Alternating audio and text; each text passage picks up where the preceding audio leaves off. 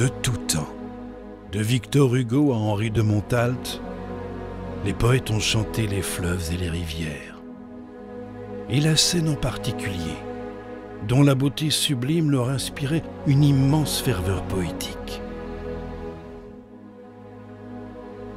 Chaque année, le 3 septembre, après la mort de sa fille chérie Léopoldine, Victor Hugo se rendait du Havre à Villequier, où elle avait péri, en parcourant le magnifique estuaire de la Seine. Les strophes de son poème, que tous les petits-enfants de France ont appris, « Demain dès l'aube, à l'heure où blanchit la campagne, je partirai », l'entraînaient dans ce pèlerinage annuel. S'il devait aujourd'hui reprendre ce chemin, Victor Hugo verrait-il encore les merveilleux spectacles que l'estuaire de la Seine lui avait offerts ?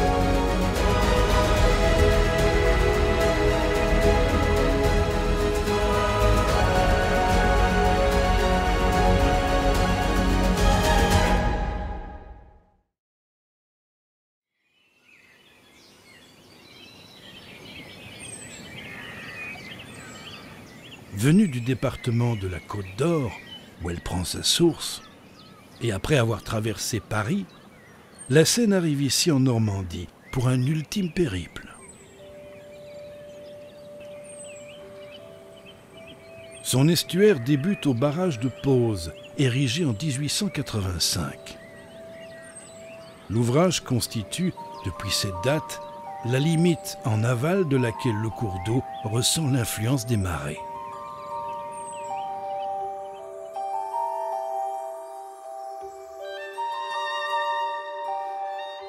« 160 km plus loin, à l'embouchure en Manche, devant les falaises de Sainte-Adresse, l'estuaire de la Seine prend fin.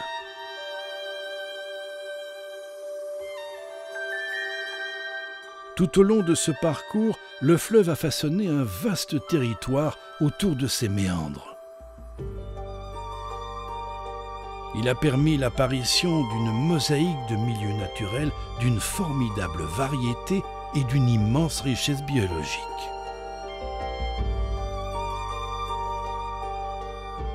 Aujourd'hui, reconnus à l'échelle internationale, ces biotopes exceptionnels abritent quantité d'espèces végétales et animales. Plusieurs centaines d'entre elles sont des espèces patrimoniales rares et protégées. L'attribution du label Ramsar à certains secteurs de l'estuaire témoigne de leur haute valeur environnementale.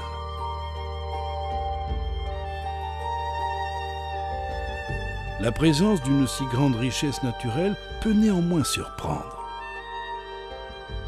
La Seine possède en effet l'un des bassins versants les plus densément peuplés d'Europe.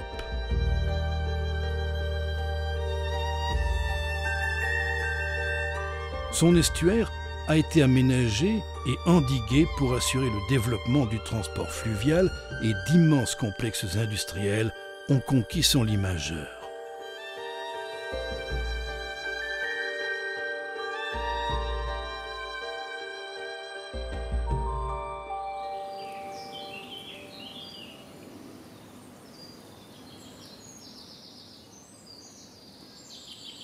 L'une des caractéristiques de l'estuaire de la Seine est la forte amplitude des marées à laquelle il est soumis.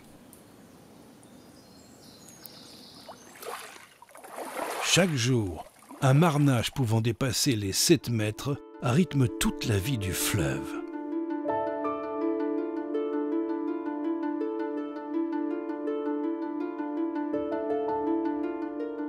En marée montante, un gigantesque flux d'eau de mer pénètre dans la vallée et influence l'écoulement de l'eau sur plus de 100 km. Le courant s'inverse alors brusquement. Phénomène tout à fait naturel. Il n'en est pas moins assez singulier pour un cours d'eau et conditionne la flore et la faune aquatique.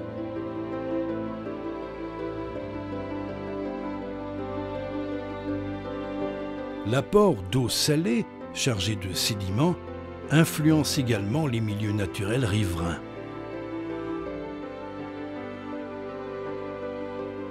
Les filandres, chenaux naturels creusés par l'eau, sont les voies par lesquelles s'effectue ce transit latéral.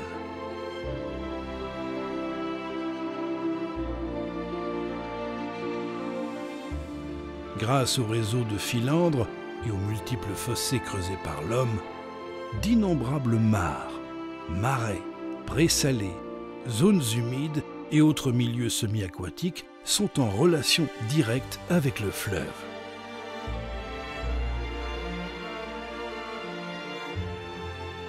Il s'agit là de biotopes d'une incroyable productivité et d'une importance capitale pour de nombreux organismes vivants.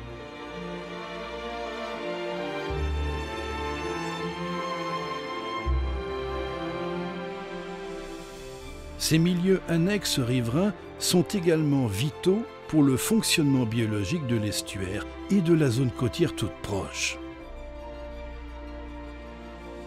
Maintenir leur connexion au fleuve est donc indispensable pour que celui-ci reste vivant et riche.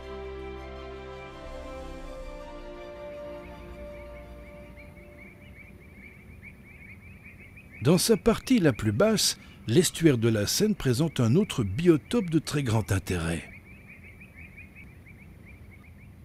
À première vue, il s'agit simplement de vastes étendues de sable et de vases.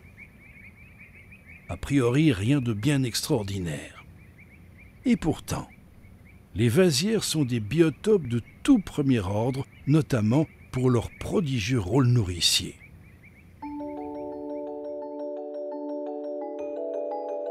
Avec un peu de patience et un œil bien aguerri, il est possible d'y déceler des signes de vie.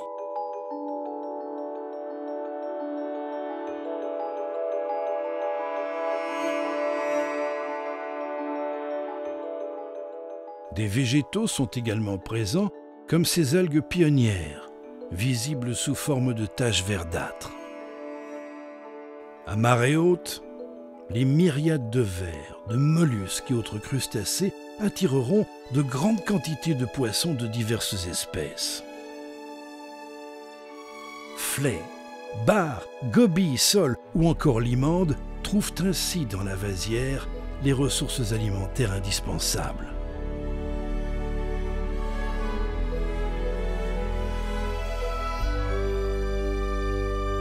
Lorsque la marée descendante découvre les étendues de vases, la gigantesque manne nourricière qui s'y cache attire des milliers d'oiseaux. Bécasseaux, huîtres épis, courlis cendrés, barges à queue noire et avossettes élégantes font partie de ces oiseaux limicoles dont la présence est intimement liée aux vasières.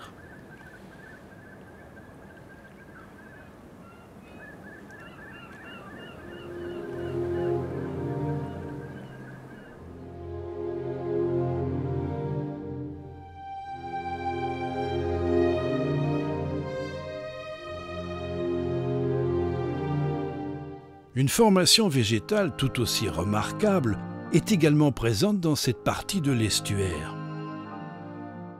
La Seine est l'un des fleuves européens présentant les plus vastes étendues de roselières. Ici, plusieurs milliers d'hectares de roseaux bordent le fleuve. Ils font partie de l'une des plus importantes réserves naturelles de France, la réserve de l'estuaire.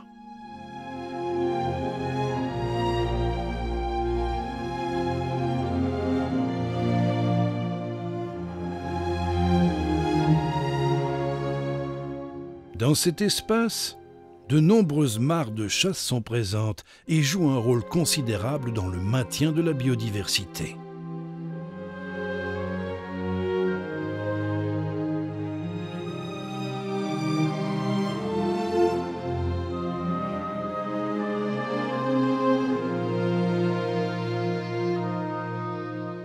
Les roselières du bord de Seine offrent un habitat pour de grandes quantités d'oiseaux sédentaires et migrateurs.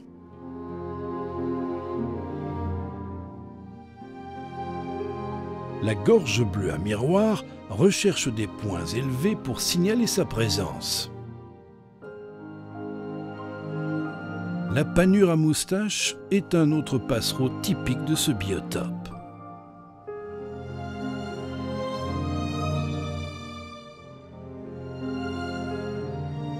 Les immenses étendues de roselières accueillent bien d'autres maîtres chanteurs, ainsi qu'un rapace au vol caractéristique, le busard des roseaux.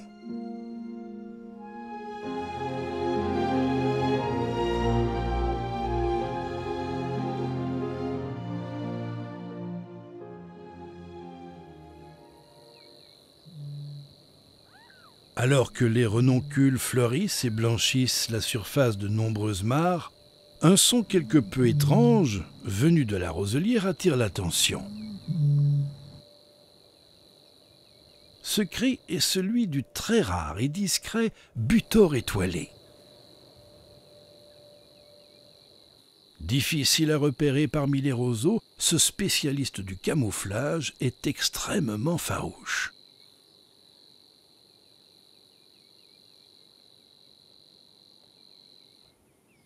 Le butor étoilé est l'un des emblèmes de la roselière. Il fait partie des espèces de très grand intérêt patrimonial. À l'échelle nationale, les roselières de l'estuaire de la Seine constituent l'un des pôles majeurs pour cette espèce en voie de disparition et ont par conséquent un rôle crucial dans sa sauvegarde.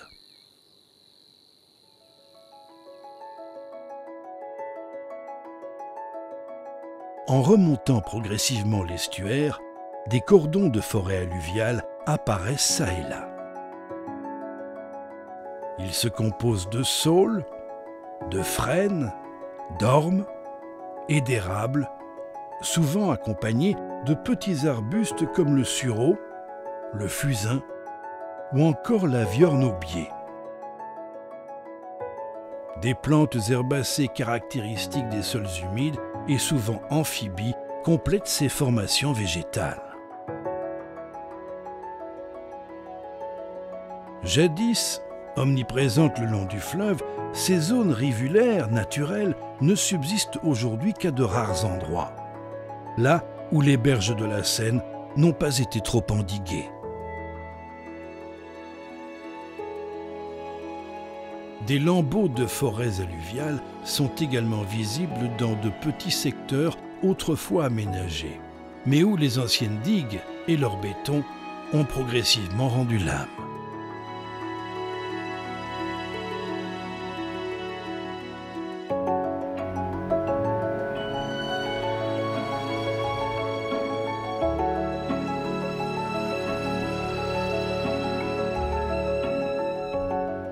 La forêt alluviale joue de multiples rôles. Zone de vie et source de nourriture pour certains, zone de refuge, de reproduction ou encore voie migratoire pour d'autres. Elle assure également une protection efficace contre l'érosion des berges et fait office de zone tampon qui filtre naturellement certains polluants venus des terres voisines.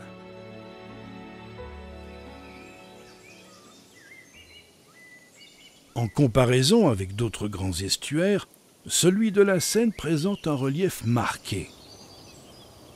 Tout au long des 160 km de son cours, de magnifiques falaises couleur de craie marquent le paysage. Belbeuf, Orival, Laroque-Saint-Sanson, Cap-du-Aude. Ce sont là quelques lieux où ces murailles naturelles témoignent du passé sédimentaire de la région. Composées de calcaire, ces falaises et leurs nombreuses anfractuosités et autres grottes abritent de belles colonies de choucas et de chauves-souris.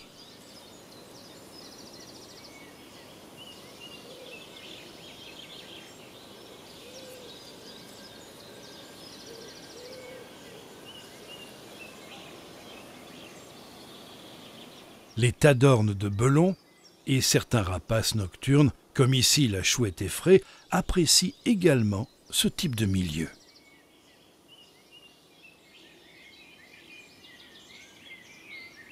Une observation attentive permet de déceler la présence d'un hôte de marque, le faucon pèlerin.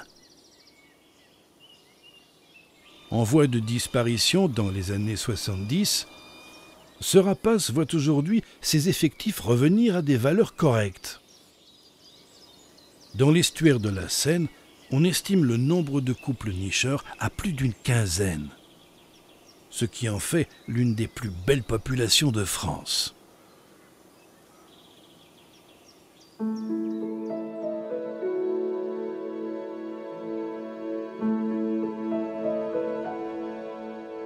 À proximité des falaises, de remarquables pelouses calcaires couvrent les coteaux bien exposés. Ces biotopes semi-naturels, liés au pastoralisme, présentent une faune et une flore tout à fait originales, avec des espèces parfois très rares.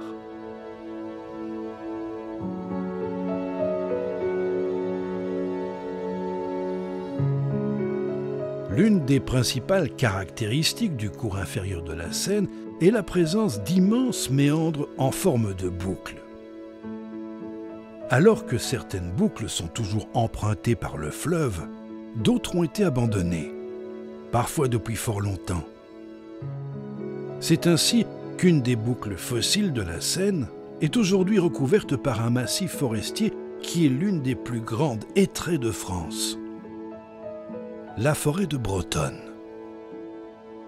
D'une superficie totale d'un peu plus de 7000 hectares, la forêt de Brotonne représente un véritable poumon pour l'estuaire de la Seine.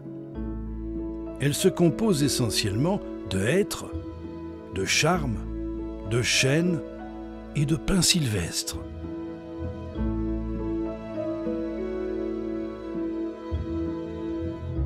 Souvent discrètes, plusieurs mares jalonnent ce grand massif forestier. La présence de nombreuses espèces d'insectes, notamment des libellules, mais aussi de batraciens et d'amphibiens, est intimement liée à ces points d'eau préservés.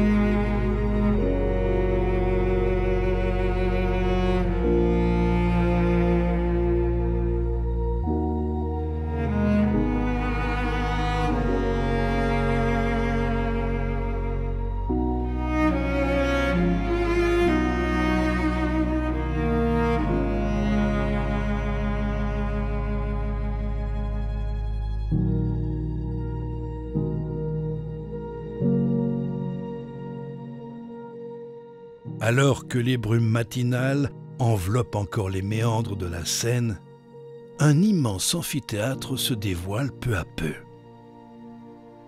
Il s'agit d'un autre grand méandre, créé et ensuite abandonné par le fleuve voici plusieurs millénaires.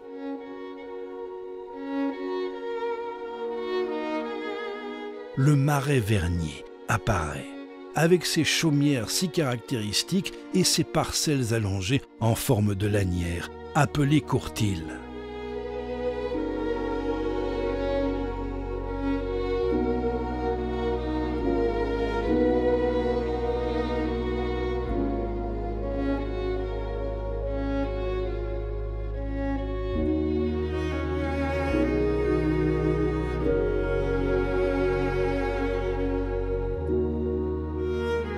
Le marais Vernier, c'est également une fabuleuse mosaïque de biotopes rares, de milieux naturels et semi-naturels diversifiés.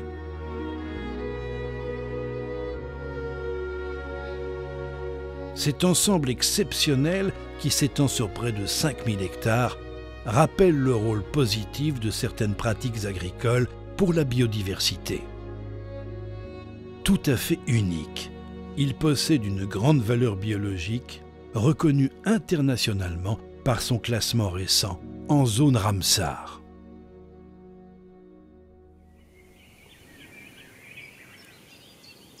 Parmi les habitats remarquables, on trouve notamment de nombreuses zones humides ainsi que l'une des plus grandes tourbières préservées de France.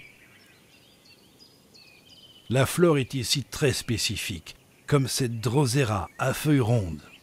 Plante carnivore qui tire sa subsistance des insectes qu'elle piège.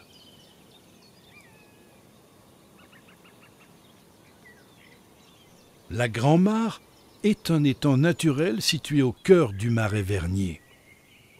Il est notamment fréquenté par le balbuzard pêcheur, rapace migrateur emblématique.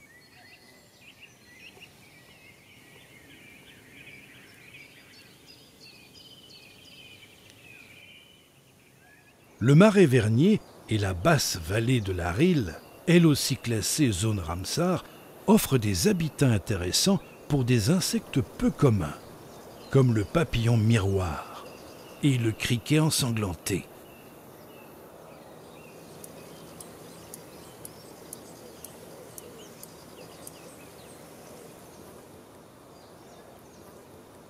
À proximité de certaines sources, différentes espèces remarquables d'agrillons sont présentes, comme cet agrillon de Mercure.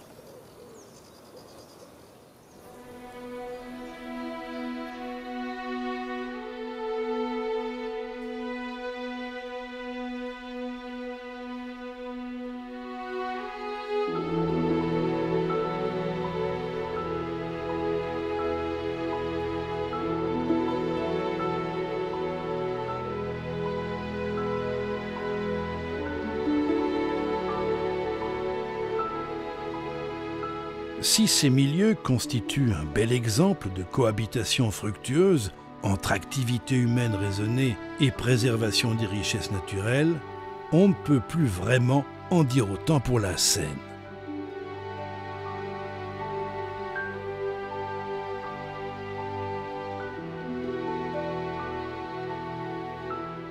Autrefois, la Seine était un cours d'eau d'une productivité biologique colossale. Fleuve nourricier par excellence, il regorgeait de vie aquatique. Des quantités phénoménales de poissons fréquentaient l'estuaire de la Seine, et plusieurs écrits anciens témoignent de cette manne gigantesque. Saumon, alose, anguilles et même esturgeons étaient pêchés en grande quantité. On estime à plus d'une centaine le nombre total d'espèces de poissons alors présents dans l'estuaire.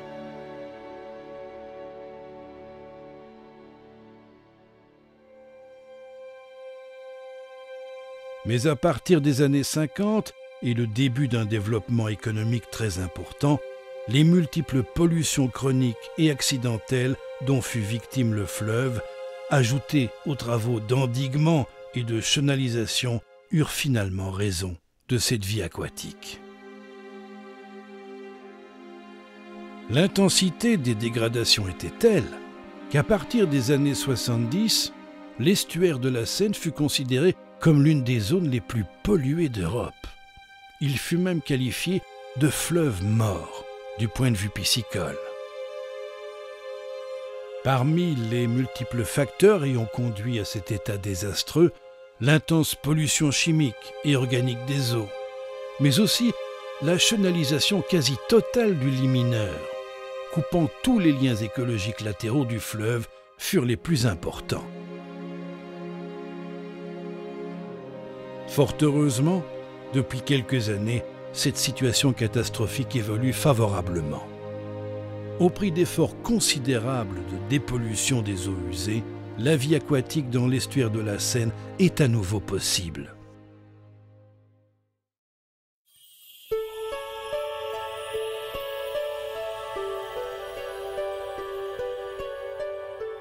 Même si la consommation de poissons reste à ce jour interdite en raison d'une contamination aux métaux lourds, les pêcheurs fréquentent à nouveau l'estuaire de la Seine. Preuve, s'il en est, qu'une amélioration a bien eu lieu. Et il n'y a pas que les pêcheurs à la ligne. Si de petits groupes de phoques et de veaux marins sont régulièrement observés dans la partie basse de l'estuaire, ce n'est pas le fruit du hasard.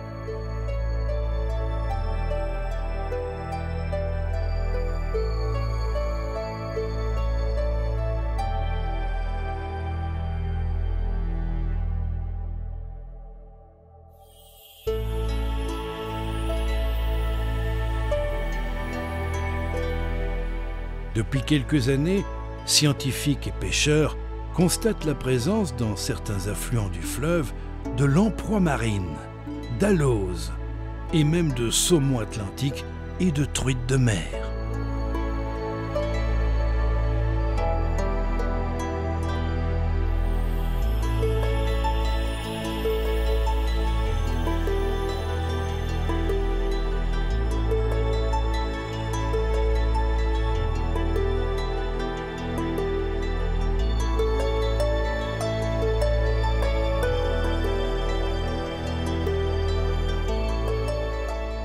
Tous ces poissons, grands migrateurs, ont en effet amorcé leur retour dans le bassin de la Seine.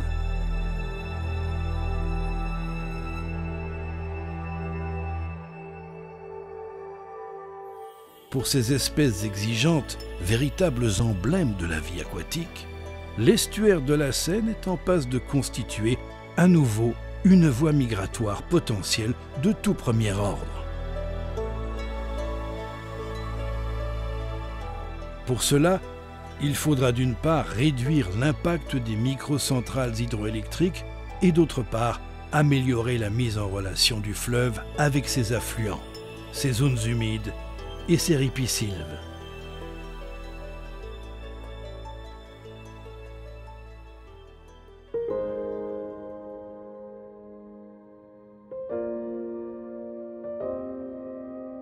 Les aménagements réalisés au profit des activités industrielles et portuaires ont fortement modifié l'estuaire de la Seine.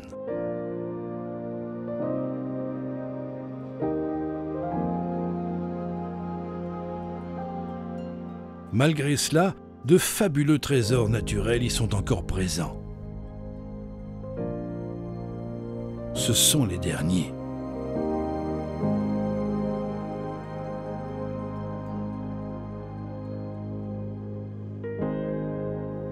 Avec les sensations d'immensité ressenties au travers des paysages de l'estuaire de la Seine, la poursuite du grignotage de l'espace pourrait paraître anodin, sans graves conséquences. Impression fausse et très dangereuse, car la réalité est tout autre.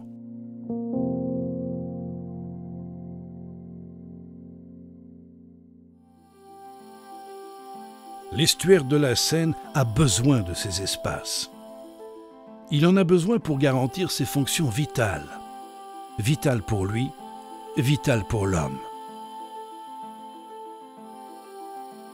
Il convient donc désormais d'envisager le développement autrement. Un développement totalement respectueux des trésors relictuels encore présents dans ce fabuleux estuaire. Un développement qui ne consomme plus d'espace, qui laisse de la place à la mobilité latérale du fleuve,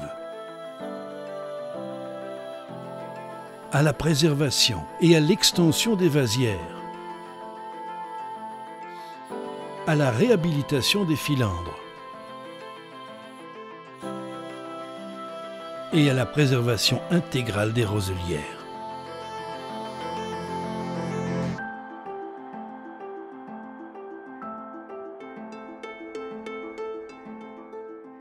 Les multiples gestionnaires de ce patrimoine inestimable et leurs partenaires œuvrent depuis plusieurs années pour sa préservation et sa reconquête. Ils doivent poursuivre et amplifier cet effort impératif. C'est à ce prix que le développement économique sera vraiment durable. L'écologie doit y avoir toute sa place, une place essentielle. Car si l'économie procure le bien-être matériel, l'écologie, comme le dit Nicolas Hulot, protège la famille humaine, notre famille. Faisons en sorte que les poètes à venir puissent, comme Victor Hugo, se promener dans l'estuaire de la Seine, la paix au cœur, la paix en l'âme.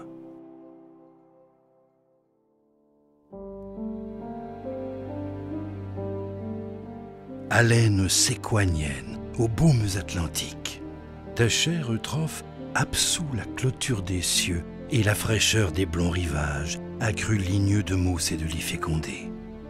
Fleuve magique, et Sarthe au flanc de tes méandres pacifiques la mémoire des hommes. Et l'humble journalier exhume du limon des jardins armoriés la dédicace de ton âme pélagique. Mène les eaux du paradis, fleuve océan. Songe estival dans les flots pourpres du couchant. Seine, fleurie des sables du silence, estran des mariniers, des dieux le suc et l'ermitage. Loin du fléau des crues et du joug de l'étiage, ton souffle oiseau, comme au cœur de l'homme l'amant.